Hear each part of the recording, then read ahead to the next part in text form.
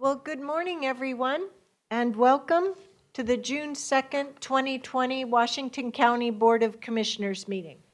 Roll call, please. Thank you, Chair Harrington. Commissioner Willie. Here. Commissioner Rogers. Here. Commissioner Treece. Here. Vice Chair Scouten. Here. Chair Harrington. Here. Thank you.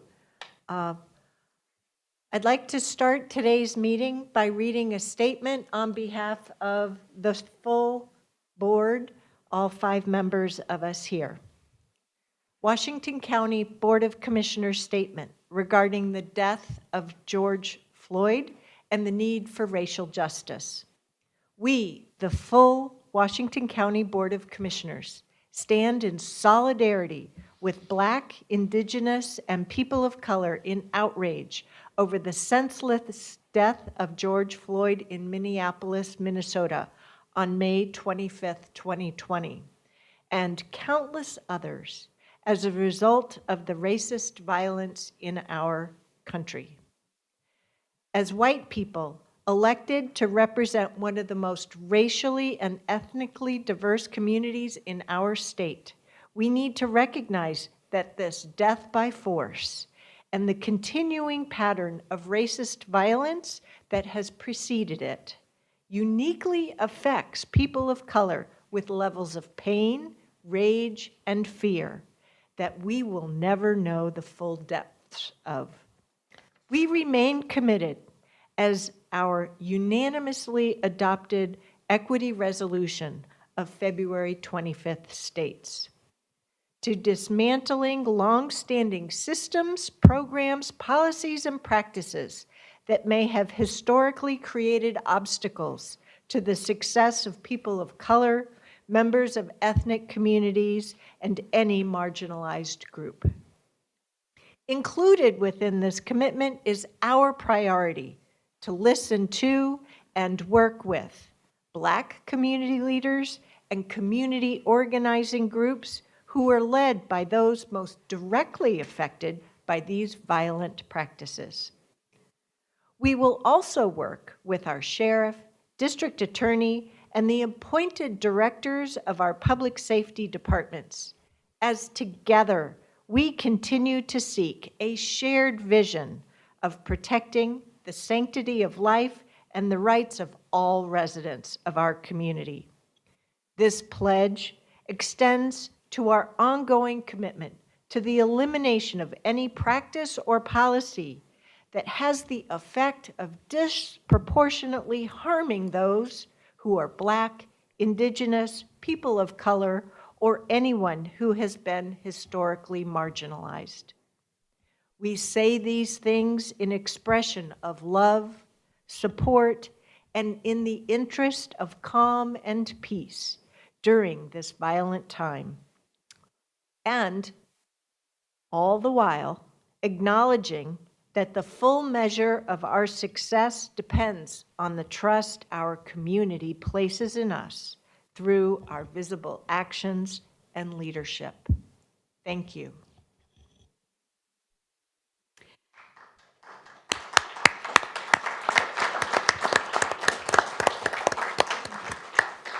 Commissioners, are there any comments? Commissioner Treece? Thank you, Chair Harrington. I'd like to say that I emphatically support this, not just on this day where we're making our proclamation of support for a lot of different groups, but on every single day. And I ask that all of our constituents, the people that we work with on a daily basis, our staff, all hold us accountable. And at the same time, we hold others accountable for correct behaviors in this time. So thank you very much. Well, Any other commissioners? yeah, Commissioner Scouten. I deem this to be a real act of patriotism, and we cannot be great, we cannot make America great unless we can end racism. Any other commissioners? Simply agree. Thank you. Next, we'll move on to the oral communication, the first oral communication section of today's agenda. These being COVID times, we offer community input both here in person through physical distancing as well as electronically through our Zoom platform. I understand that we have someone signed up for in-person. We do, Chair Harrington. Mitch Newsenbummer? You might need to hit the mic button so that it turns on. Yeah. So that's the gravity of the situation. Kind of, it's a tough to follow the thing that's going on. But the reason I came here today was just to introduce myself to the Washington County Commissioners related to the Fair Board.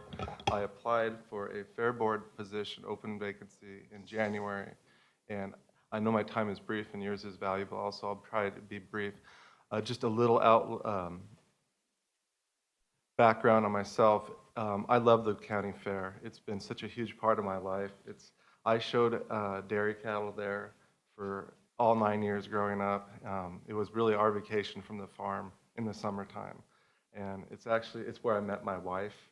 And we've now been married for 22 years, and we have 2 children that show dairy cattle at the fair. So, Very cool. and even going back further in the 50s, my dad showed cattle when the fair was at Chute Park. So it's been a very kind of integrated part of my upbringing. But as times have changed so much in Washington County, agriculture has taken a back seat to high tech.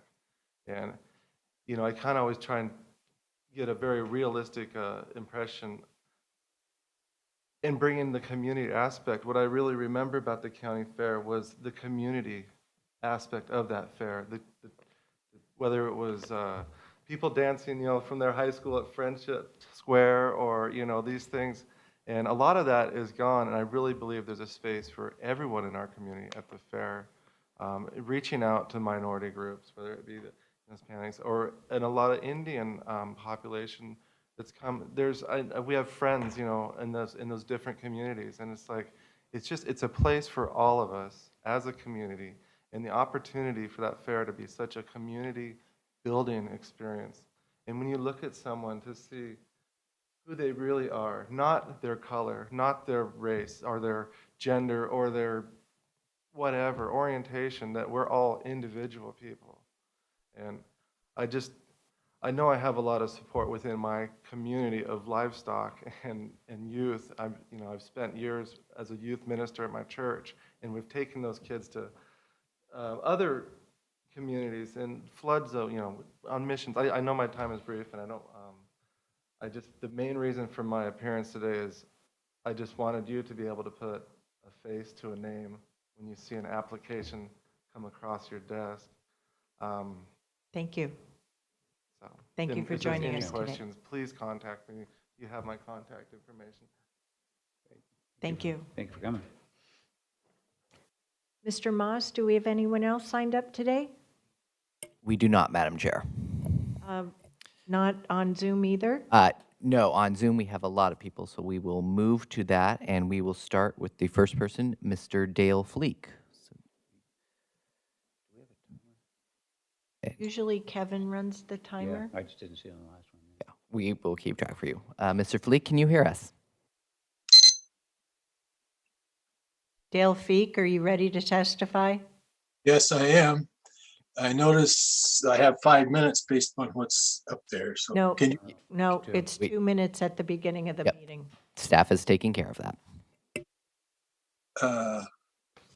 let me know when my time starts, please? Go ahead, Mr. Feek. It's starting now. Thank you. Dale Feek, Chair, Washington County Citizen Action Network. Madam Chair Harrington and Commissioners, I have 3 topics. Number 1, I'm going to go with race relations. Thank you very much for what you wrote as a commission or as Madam Chair on race relations. Beautiful. Thank you very much. I appreciate your proactiveness of allotted money to implement the race relations and equity resolution. So thank you. Second is Zoom. Kevin Moss has helped me much to get on Zoom. This was easy. The TV, community TV, the last 2 meetings, this 26th and 19th wasn't active. I worked with them and with Kevin, and they worked, and I sent Jim Long an email this morning. He will listen to what he said He's a member of WCCAN. He's a board member specifically related to significant natural resources. The third thing is the virus, COVID.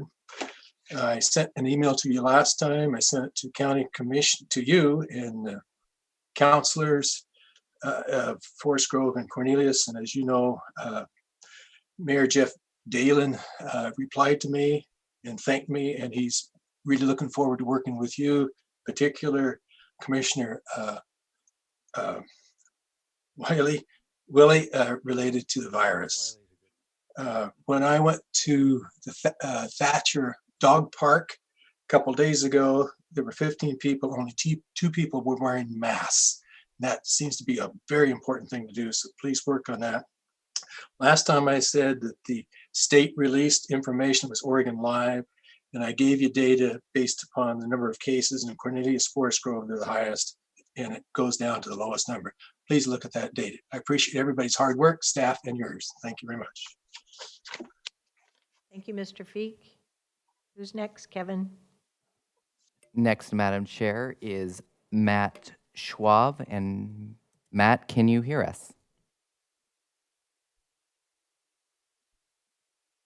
You're muted, Matt. Can you hear us now? There, how's that? That is perfect. Perfect. Go ahead. All right. Hello, my name is Matt Shewe, and I thank you for the opportunity to talk this morning. I am very encouraged with the county's statements about social injustice, and I am very concerned about what has been happening over the last week since Mr. Floyd was murdered by men who are supposed to protect us. I want to encourage our community to be very proactive about ending systemic racism in our country too. I grew up and have lived much of my life in Southwest Sonoma and Washington counties.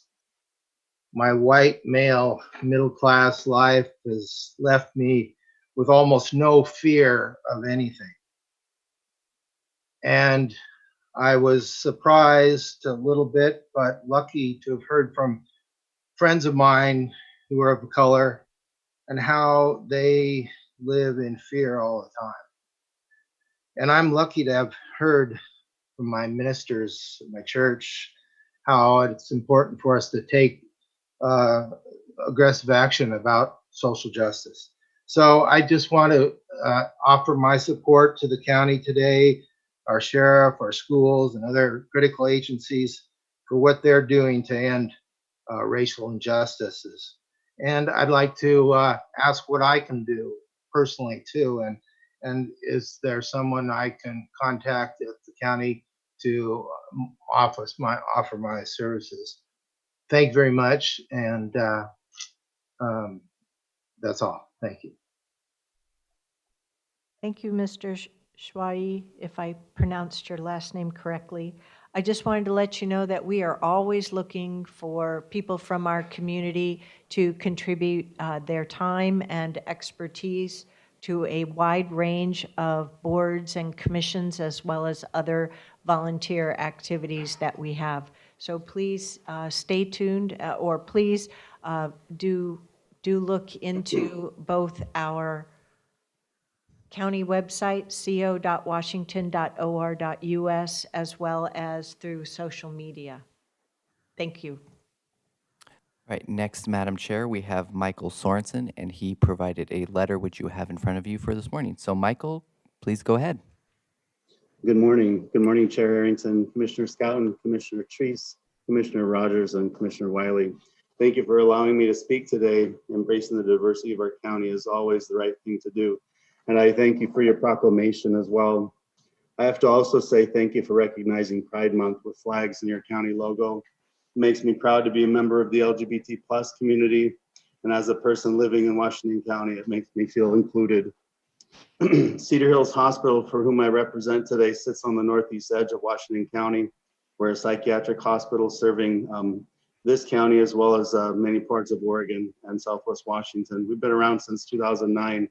Many of you are aware of us, but Since Oregon continues to be in a mental health crisis, number 47 in the country for access to care, I feel it's important that the letter that we submitted and to remind you of who we are and where we're at and how we play a role in the safety net and at the crisis end of the safety net.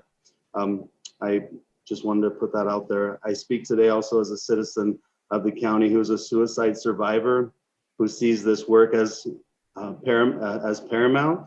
And as we work to try to maintain our financial strength within the context of this county, we have asked that you consider the losses that we have sustained during this COVID crisis as we've tried to keep our patients healthy as well as our employees. It's important to know that Cedar Hills Hospital did receive funding through the CARES Act through the first allocation, and that we're grateful for the N95 masks that Washington County has made available to us, about 344 of those. But as of today, we've lost just over $2 million in unreimbursable expenses and lost revenue.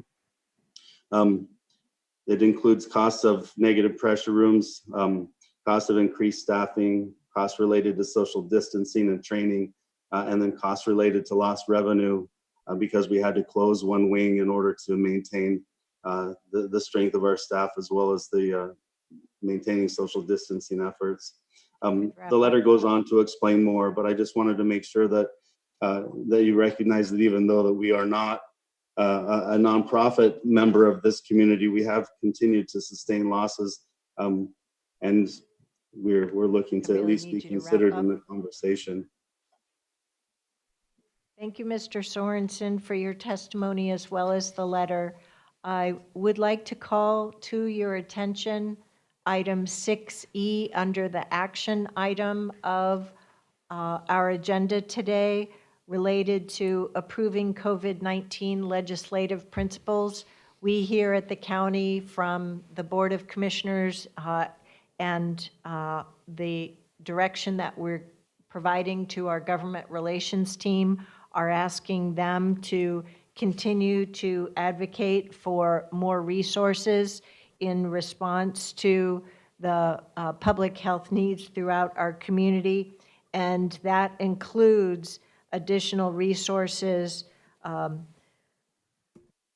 not limited to domestic violence, child abuse, behavioral health and substance abuse and abuse prevention, and food insecurity. So I just call that out as one of the items that is in this legislative addendum to refer you to, because I think that relates to some of the testimony that you've provided in your written letter as well as verbally. So thank you. All right, Madam Chair, next we have Glen Montgomery. Glen, can you hear us? Yes, can you hear me? Yes, we can. Go ahead. Good morning, Chair Harrington and Board of Commissioners. For the record, my name is Glen Montgomery, Executive Director of Vision Action Network. I'm offering public comment as co-convener of the Racial Equity Collaborative, or the REC, a coalition of 5 organizations, including Adelante Mujeres, APANO, Bienestar, Coalition of Communities of Color, and VAN. My comments primarily pertain to agenda item number 2, the CARES Act Coronavirus Fund Workgroup recommendations. We first became aware of the details of these recommendations when they were included as addendums to the Board of Commissioners board meeting agenda and published 4:30 p.m. last Friday, a little more than a business day from the time of this board meeting. While we certainly applaud the prior work of the county's business assistance work group, which included culturally specific organizations to inform their decision-making, as well as the county's decision to contract with community-based organizations to help support the countywide response to COVID-19, it's not clear to the REC how the Relief Fund work group engaged the broader community to arrive at its specific recommendations. I can't find any record of outreach for this effort, and admittedly, we're all moving at the speed of change, so to speak, and I apologize if I'm ill-informed. Regardless, the questions I raise here still deserve attention. I refer to the Washington County Racial Equity Tool that was developed by the EOC's equity officer and implemented throughout its branches. The tool asks these broad questions. Who are the key groups who would directly benefit from the decision or action? Who is burdened or excluded from the benefits of the decisions or actions? Are people directly impacted by the decisions and actions engaged in the decisions and in keeping the county accountable to the outcomes? Finally, what revisions are needed in the decisions and actions to avoid or mitigate inequitable impacts? We have other questions that are specific to the allocations recommended. I'd like to just submit those later in a written comment if the chair permits. And on behalf of the Racial Equity Collaborative, I thank you for your time and thoughtful consideration. Public input is always welcome.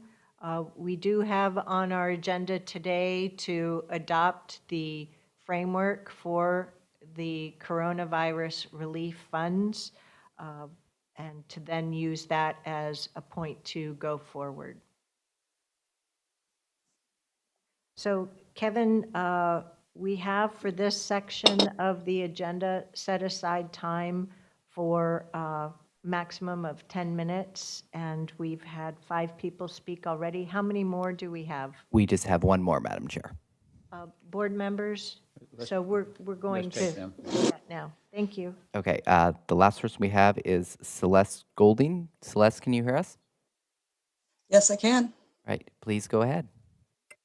Thank you. Hello, commissioners. My name is Celeste Golding, and I'm here as a citizen from Gaston, Oregon, but also representing the experiences I've had working as the executive director for Winter Shelter of Forest Grove and Cornelius, which is the organization under multiple fiscal sponsorships, whom has been participating in the severe weather shelter system for Forest Grove and Cornelius. Cornelius the last 2 years, Forest Grove the last 8 years. I also work part-time for Second Home, a program of Ecumenical Ministries of Oregon, recruiting host homes for unaccompanied youth in the Forest Grove, Cornelius, and greater Western Washington County areas. And I am also here to speak basically directly to agenda item 2, the CARES Act funding.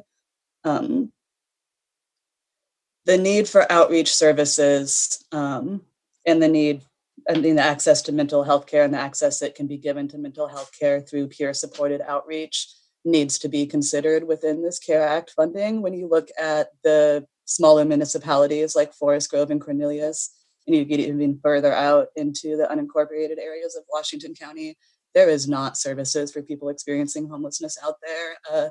As a result of a small amount of funding from the city of Forest Grove, I've been able to put 2 outreach workers on the ground in Forest Grove and Cornelius 15 hours a week.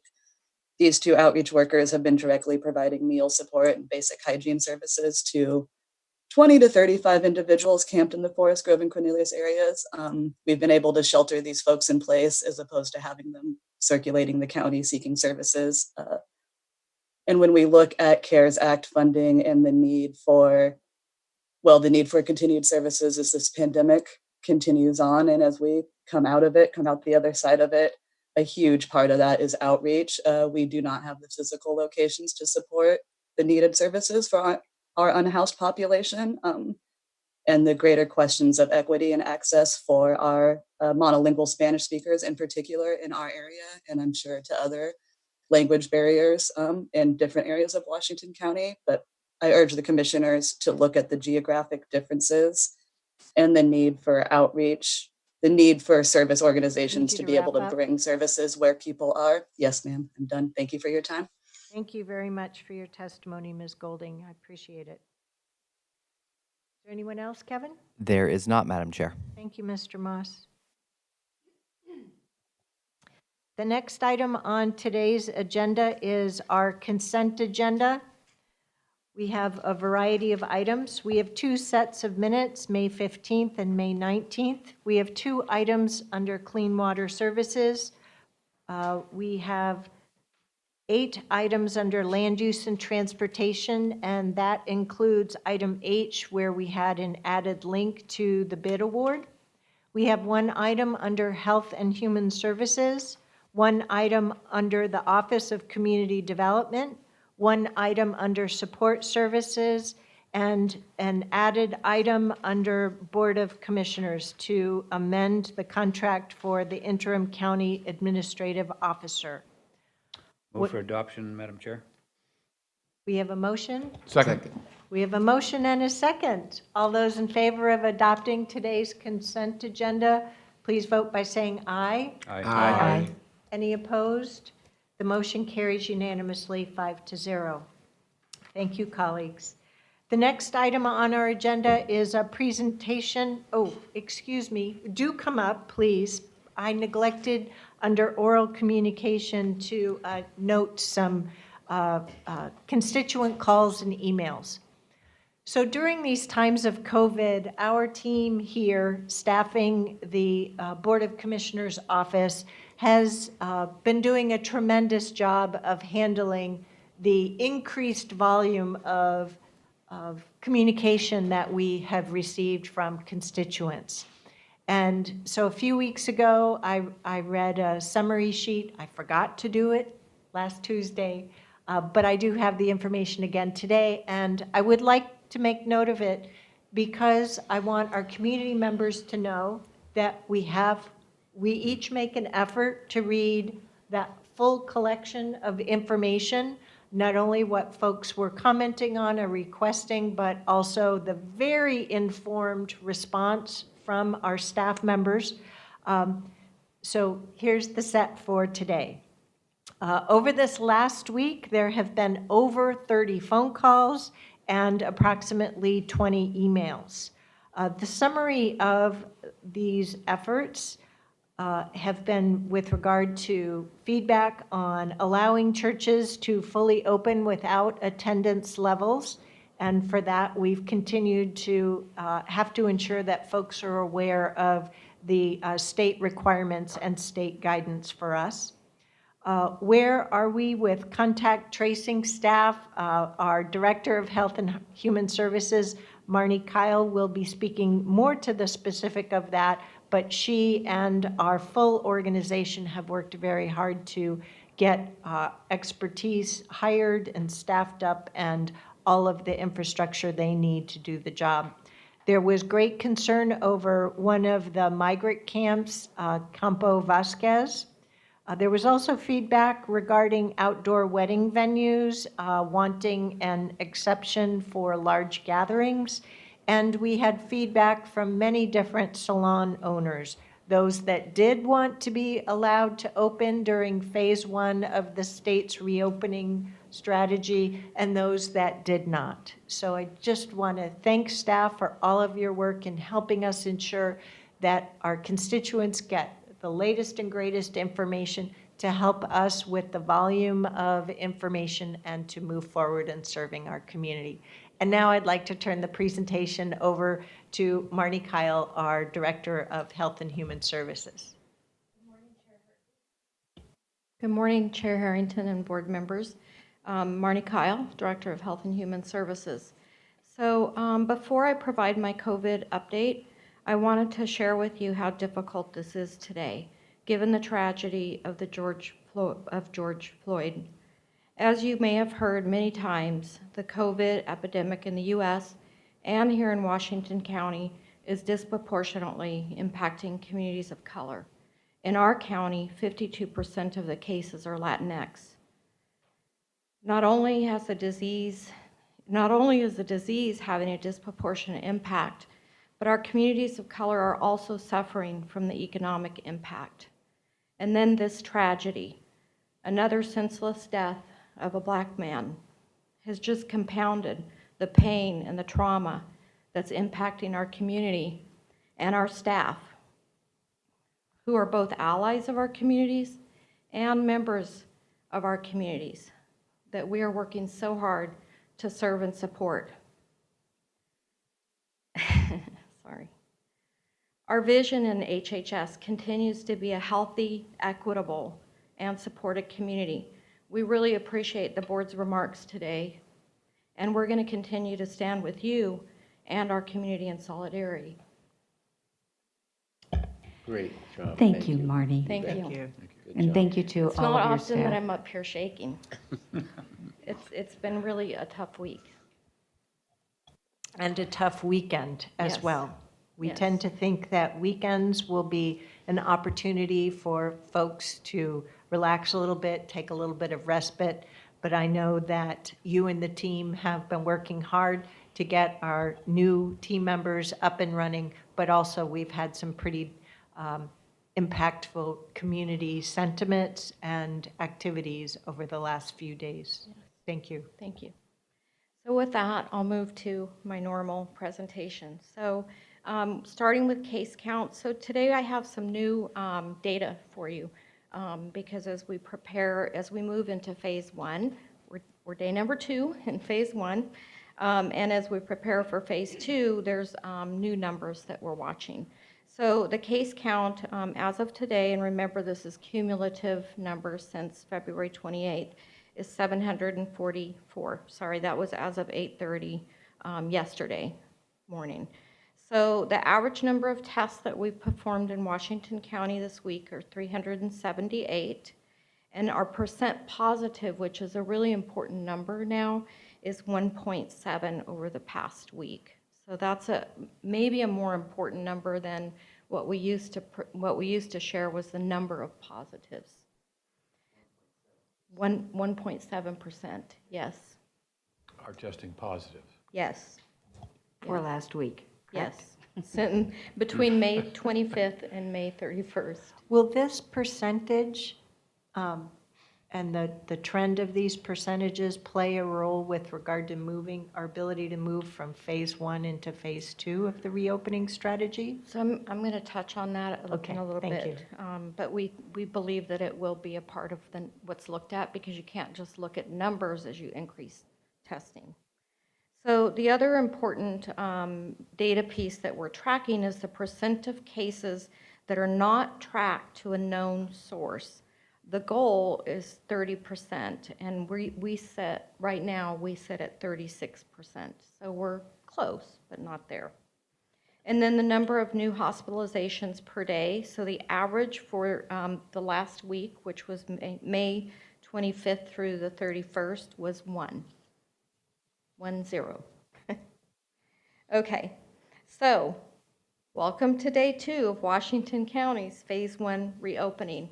So I know that many of you know a lot of this information, but I just want to share with everybody. So I want to say that although I'm sure that you, and I know I, am excited to take those first steps in reopening, we're also reminded by our public health staff that we need to proceed with caution, and we continue to need our public's health. We need to continue to practice physical distancing, continue to work from home if we're able, wear our face coverings when we're out in public, and of course, we need to continue that excellent hand washing, cleaning, and sanitizing that we've all been doing. So what has changed since Monday? Restaurants and bars can reopen if they follow very specific guidelines, like ensuring that tables are spaced at least 6 feet apart so that there's 6 feet between parties. Employees are going to be